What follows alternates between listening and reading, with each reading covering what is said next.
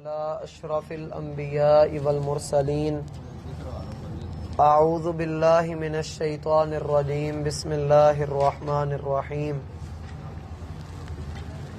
سورہ زمر کی آیت نمبر 74 ہے۔ اللہ رب العالمین کا فرمان ہے وقالوا، اور وہ کہیں گے الحمدللہ، سب تعریفیں اللہ ہی کے لیے ہیں، الذی صدقنا، وہ جس نے سچا کیا ہم سے، وعدہ، اپنا وعدہ، وَأَوْرَثَنَا، اور ہمیں وارث بنایا، الارض، اس زمین کا، نتبوأ، ہم ٹھکانہ بنائیں، من الجنت، جنت میں، حیث نشاء، جہاں بھی ہم چاہیں، فنعم، لہذا کس قدر اچھا ہے، اجر العاملین، عمل کرنے والوں کا اجر۔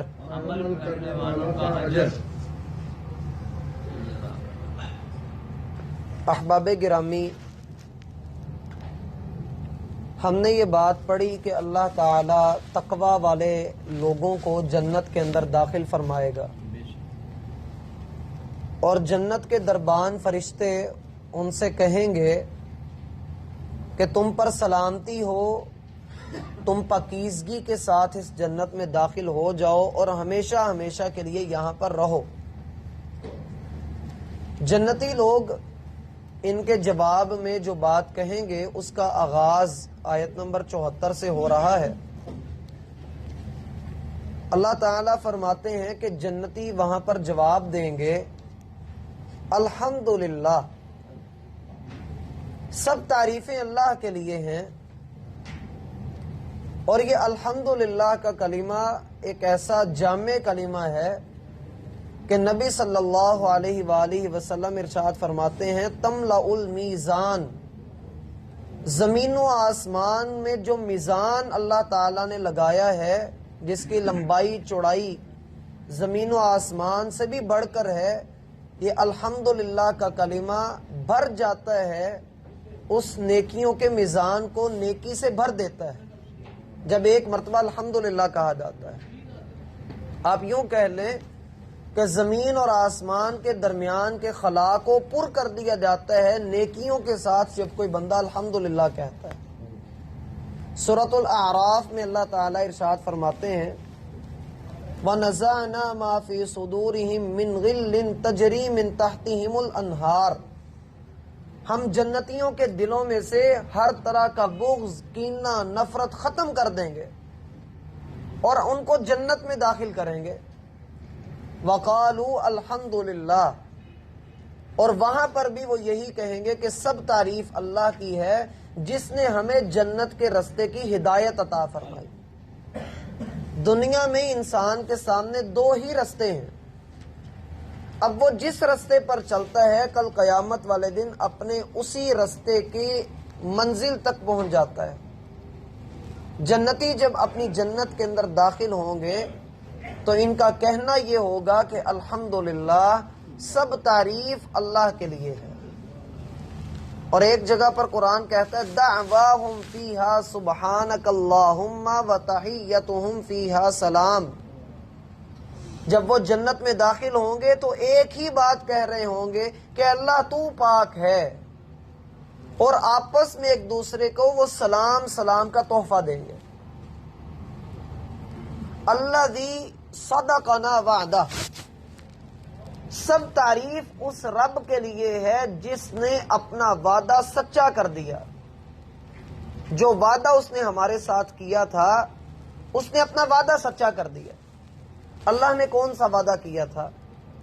سورہ آل عمران کے آخری رکوع میں اللہ تعالیٰ فرماتے ہیں کہ ایمان والے اللہ تعالیٰ سے بات کرتے ہوئے، دعا کرتے ہوئے کہتے ہیں ربنا اننا سمعنا منادیا ینادی للایمان، اے اللہ ہم نے سنا کہ تیری طرف ایمان کی طرف بلانے والا ایک آدمی بلا رہا تھا اور وہ بلند آواز سے کہہ رہا تھا ان آمنو بربکم، اپنے رب پر ایمان لے آؤ۔ فآمنا، اے اللہ ہم نے اس کی بات سنی تو ہم ایمان لے آئے۔ ربنا فاغفر لنا ذنوبنا، اے اللہ اب تو ہمارے گناہوں کو بخش دینا۔ وکفر عنا سیئاتنا، اور ہماری برائیاں ہم سے دور کر دینا۔ وتوفنا مع الابرار، اور نیک لوگوں کے ساتھ ہمیں فوت کرنا۔ ربنا، اے ہمارے رب، وآتنا ما وعدتنا علی رسلک، ہمیں وہ وعدہ ضرور عطا کر دے جو تو نے اپنے رسولوں کی زبانی ہم سے کیا ہے۔ ولا تخزنا یوم القیامہ، ہمیں قیامت کے دن رسوا نہ کرنا۔ انک لا تخلف المیعاد، تو وعدے کی خلاف ورزی نہیں کرتا۔ اللہ فرماتے ہیں جب ایمان والے یہ بات کہتے ہیں تو جواب آتا ہے فاستجاب لهم ربهم، ان کے رب نے ان کی دعاؤں کو قبول کر لیا اور کہا انی لا اضیع عمل عامل منکم من ذکر او انثی، اللہ نے فیصلہ کر دیا کہ تم میں سے کوئی مرد و عورت کوئی بھی نیکی کا کام کرے گا، میں رب ذوالجلال اس کو ضائع نہیں کروں گا۔ اللہ نے اپنے وعدے کو پورا کر دیا۔ جب جنتی اللہ کے اس وعدے کو پورا ہوتے ہوئے دیکھیں گے اور پھر اللہ اپنے فضل سے ان کو اور عطا کرے گا تو یہ کہیں گے الحمدللہ الذی صدقنا وعدہ، سب تعریف اس اللہ کے لیے ہے جس نے اپنا وعدہ پورا کر دیا، سچا کر دیا اپنے وعدے کو جو اس نے ہمارے ساتھ کیا تھا۔ وعدہ اللہ نے کافروں سے بھی کیا ہے، وعدہ ایمان والوں کے ساتھ بھی ہے، اور دونوں کے ساتھ کیے ہوئے وعدے کو اللہ پورا کر دیں گے۔ سچا وعدہ ہے کہ جو نیکی کرے گا اس کے لیے جنت ہے اور جو بدی کا ارتکاب کرے گا اس کے لیے جہنم ہے۔ پھر فرمایا کہ وَأَوْرَثَنَا الْأَرْضَ نَتَبَوَّأُ مِنَ الْجَنَّةِ حَيْثُ نَشَاءُ، اللہ نے ہمیں جنت میں ایسی زمین کا وارث بنا دیا ہے، ایسی جگہ ہمیں اللہ نے عطا کر دی ہے کہ ہم جہاں بھی چاہیں رہ لیں، جہاں بھی رہنا چاہیں وہاں پر ہم رہ لیں۔ یعنی اللہ تعالیٰ ان لوگوں کو بہت زیادہ جگہ جنت کے اندر عطا کرے گا۔ یہاں پر بعض لوگوں کے دلوں میں یہ سوال پیدا ہوتا ہے کہ کیا جنتی جہاں پر چاہے جا سکیں گے جنت میں؟ یعنی ایک آدمی کو اللہ تعالیٰ نے اونچا درجہ دیا ہے اور نچلے درجے والا جنتی اونچے درجے پر جانے کی خواہش کرے گا، کیا ایسا ممکن ہے؟ تو اس میں ایک بات یہ آتی ہے کہ جنت کے اندر اونچے درجے والے یہ خواہش کر سکیں گے کہ نچلے درجے والے ان کے برابر کر دیے جائیں۔ جیسا کہ والدین اونچے درجے پر ہوں گے تو وہ خواہش کریں گے اے اللہ ہماری اولاد بھی ہمارے ساتھ آ جائے، تو اللہ تعالیٰ اولاد کو والدین کی نیکیوں کی وجہ سے اولاد کو بھی والدین کے برابر اللہ جگہ عطا کر دے گا۔ لیکن یہ بات کہ نچلے درجے والے اونچے والے درجے پر پہنچ جائیں گے، ایسا نہیں ہوگا۔ نبی علیہ الصلوۃ والسلام فرماتے ہیں کہ تم میں سے ہر ایک اس بات کی فکر کر لے، کیونکہ جنت کے اندر اونچا درجہ ایک درجے سے دوسرے درجے تک کا یوں ہی فاصلہ ہے جیسے تم زمین سے آسمان پر ستاروں کو دیکھتے ہو۔ اب سوال پھر بھی وہیں کا وہیں ہے کہ اللہ تعالیٰ تو فرما رہے ہیں کہ جنت کے اندر ہم جہاں چاہیں جا سکتے ہیں، تو اس کا مطلب تو یہ ہوا کہ یہ جہاں پر چاہیں گے چلے جائیں گے۔ اصل میں اس کی مراد یہ ہے، قتادہ رحمہ اللہ جو صحابہ کرام کے بڑے معروف شاگرد ہیں، صحیح سند کے ساتھ ان کا قول ملتا ہے کہ اس سے مراد یہ ہے کہ اللہ تعالیٰ جب جنتیوں کو جنت میں داخل کریں گے تو ان کو جو جگہ اللہ عطا کرے گا ان کی خواہش ان کے دل میں اتنی ہوگی کہ ہم اپنی جگہ میں جہاں چاہیں جا سکیں گے۔ جتنی جگہ اللہ نے ان کو جنت میں دی ہوگی وہ اپنی جگہ میں جہاں چاہیں جا سکیں گے۔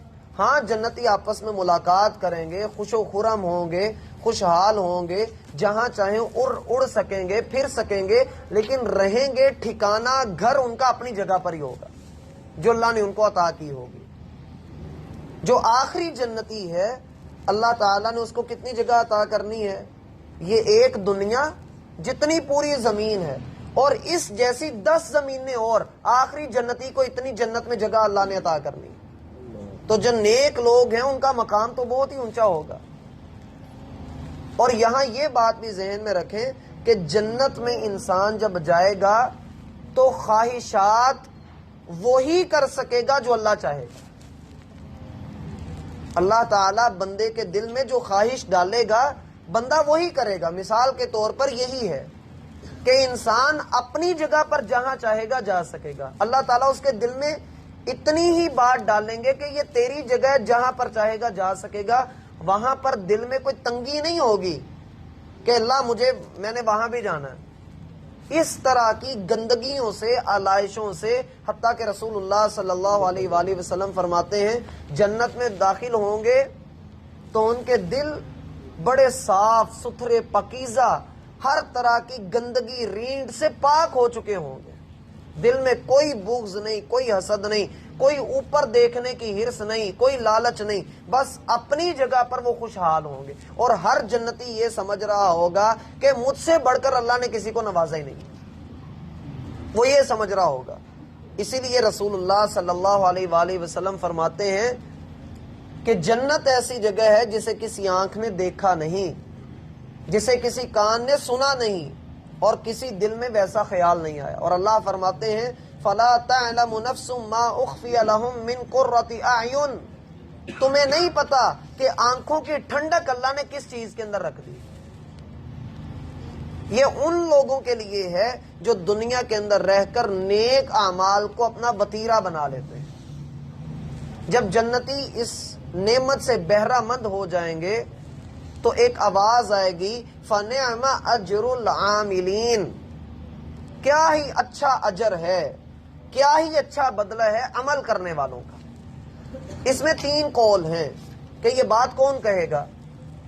ایک قول تو یہ ہے کہ اہل ایمان، اہل جنت یہ بات کہہ رہے ہوں گے آپس میں کہ دیکھو ہم نے نیک اعمال کیے، نیکیاں کی، تو اللہ تعالیٰ نے ہمیں کتنا اچھا بدلہ عطا کر دیا، کتنا بہترین اجر اللہ نے ہمیں عطا کر دیا۔ اور یہاں پر سبق ہے ان لوگوں کے لیے جو یہ کہتے ہیں کہ بس عقیدہ ٹھیک ہونا چاہیے، بندہ عمل نہ بھی کرے تو کوئی مسئلہ نہیں۔ میرا بھائی عمل بہت ضروری ہے، عمل کے بغیر آگے جانا ممکن نہیں ہے، عمل لازمی ہے، اور اجر ملنا ہی بدلے میں، عمل کے بدلے میں تو اجر ملنا ہے۔ اب بعض لوگ یہ کہتے ہیں جی میں اللہ کی جنت کے شوق میں عبادت نہیں کرتا، مجھے جنت کا کوئی لالچ نہیں ہے، میں اس لیے اللہ کی عبادت نہیں کرتا، میں اس لیے اللہ کی عبادت کرتا ہوں کہ اللہ عبادت کے لائق ہے، میں جہنم سے نہیں ڈرتا، میں اس لیے اللہ تعالیٰ سے ڈرتا ہوں کہ اس سے ڈرنا اس کی شان کے لائق ہے۔ یہ بات دیکھنے میں بڑی پیاری لگتی ہے، بڑی خوبصورت لگتی ہے، لیکن یہ اللہ رب العالمین کے قرآن سے انحراف ہے۔ اللہ تعالیٰ خود کہتا ہے کہ میں جب راضی ہوتا ہوں تو جنت دیتا ہوں، لوگوں جنت کی طرف بڑھو، جنت کے لیے نیک اعمال کرو۔ میرا بھائی اللہ کو پانا ہے، اللہ کو حاصل کرنا ہے، تو اللہ کو حاصل کرنے کا رستہ جنت کا رستہ ہی ہے۔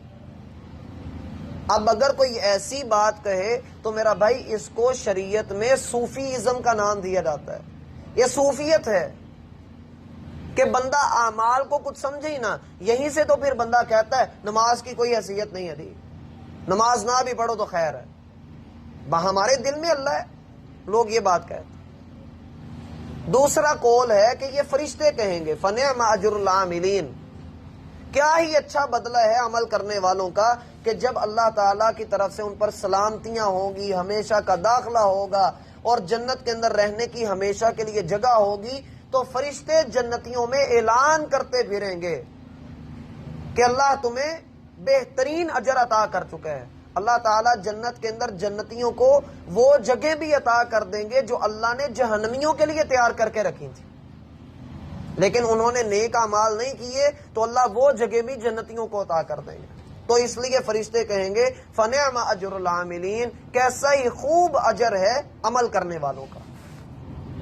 اور تیسرا قول ہے کہ یہ بات اللہ رب العالمین فرمائیں گے کہ کیا ہی اچھا اور خوب بدلہ ہے عمل کرنے والوں کا۔